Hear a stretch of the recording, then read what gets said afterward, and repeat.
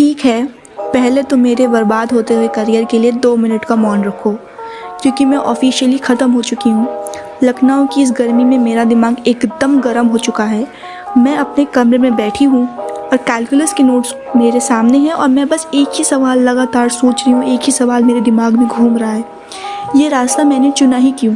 School में मैं topper थी, सबको लगता था मैं कुछ बहुत बड़ा करूँगी और मेरी एक्सपेक्टेशंस भी खुद से बहुत ज़्यादा थी। और अब मैं एग्ज़ाम्स में लिटरली डिज़ास्टर करके आ रही हूँ। मेरे दिमाग सुन्न हो चुका है। मैं खुद को बस ये दिलासा दे रही हूँ कि सी प्रोग्रामिंग के पेपर में ह्यूमैनिटीज़ की लंबी लंबी कहानियाँ लिखना शायद एग्जामिनर को पसंद आ जाए, क्योंकि भाई ये लिटरली इनोवेशन है, क्रिएटिविटी है। इस पूरी बातचीत को ध्यान से सुनना और आखिर तक सुनना, क्योंकि मेरी क्लास की एक टॉपर ने जो किया है वो सुन के तुम्हारे भी होश उड़ जाएंगे। ह्यूमैनिटीज़ से BCA में आना ये मेरी सबसे बड़ी गलती थी।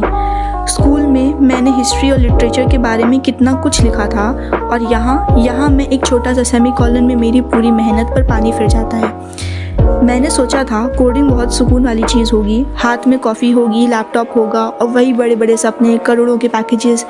पर सच तो ये है कि मेरा फ़ोन हैंग होता है और मेरा सर दर्द से फटने लगता है। टेक्निकल लैब्स में मैं एक पुतले की तरह बैठी रहती हूँ।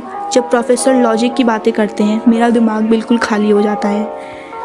ऐसा मेरे साथ ही होता है पता नहीं, सब लोगों को तो लगता है या सबको देख के तो लगता है कि सबको बहुत समझ आता है। मेरा लॉजिक कहीं दूर छुट्टी पर गया हुआ है और मैं यहाँ बैठ के बस पन्नों पे पन्ने भर रही हूँ एक मशीन की तरह।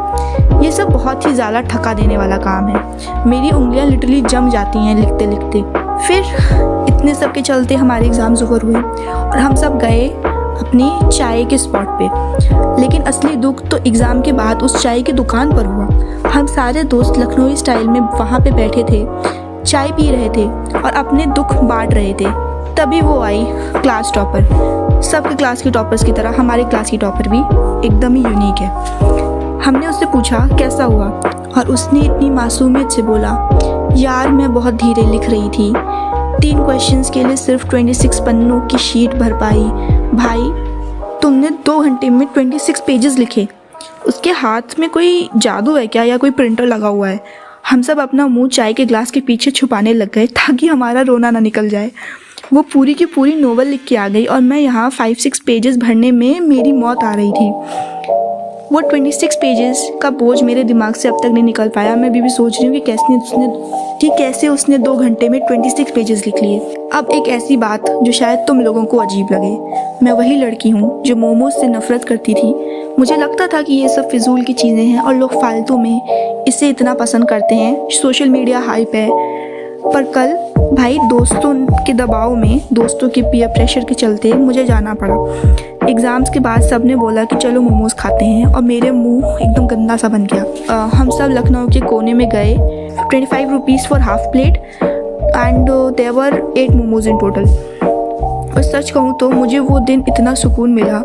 वो तीखी लाल चटनी उसने जैसे मेरी रूह को जगा दिया। वो मुंह में जाते ही घुल गया। मैं भाई 22 इयर्स तक उससे नफरत करती रही और ये 5 मिनट में मैं उनकी दीवानी बन गई। मुझे इतना पश्चाताप हुआ, इतना गिल्ट हुआ कि मैं घर वालों के लिए भी 2 फुल प्लेट पैक करवा के लाई। मोमोज अब मेरे सबसे अच्छे साथी बन गए हैं भाई। मतलब सही में एकदम मेरे एक्सपेक्टेशन से एकदम डिफरेंट थे।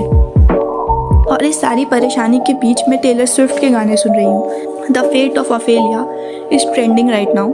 जैसे ही मेरी कहानी बता रही हूँ, टेलर स्विफ्ट हमेशा ही लाजवाब होती है।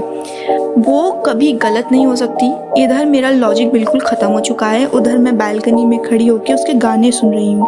उसी वक्त कल मेरा और मेरा भाई एक अजीब कांड करे। बालकनी में बैठ के हम कैलकुलस से लड़ रहे थे, तभी एक बंदर दिखा और पता नहीं दिमाग को क्या हुआ, हमने उसे चिढ़ाना शुरू कर दिया। हम मुँह मुँह मुँह करके उसको आवाज़ निकाल के चिढ़ा रहे थे।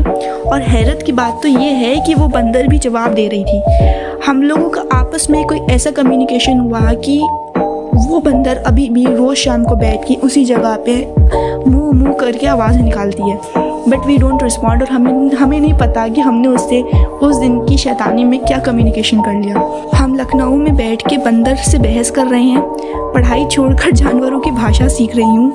ये क्या हो रहा है? ब्रेन रॉट एकदम रियल है। लेकिन सही में घर की बड़ी बेटी होना बहुत थका देने वाला एहसास है। आपका मूड हमेशा ही ख़राब रहता है क्योंकि सारी जिम्मेदारी का बोझ आप ही के सर पे होता है। मेरा भाई जो मुझसे 6 साल छोटा है, वो बेचारा बस प्यार जताने आया और मुझसे चिपक के बैठ गया। मैंने उस पर चिल्लाया, क्यों चिपके रहते हो मुझसे हमेशा? मेरा मूड हमेशा ही ख़राब रहता है और मुझसे हमेशा ही ऐसे बातें करती हूँ। तो मैंने उस पर चिल्लाया, क्यों चिपके रहते हो हमेशा मुझसे? पर उसने जो कहा वो सभी का दिल पिघला देगा। आपके साथ रहने में अच्छा लगता है। भाई मेरा दिल वहीं एकदम पिघल गया। मेरा सारा गुस्सा एक पल में गायब हो गया।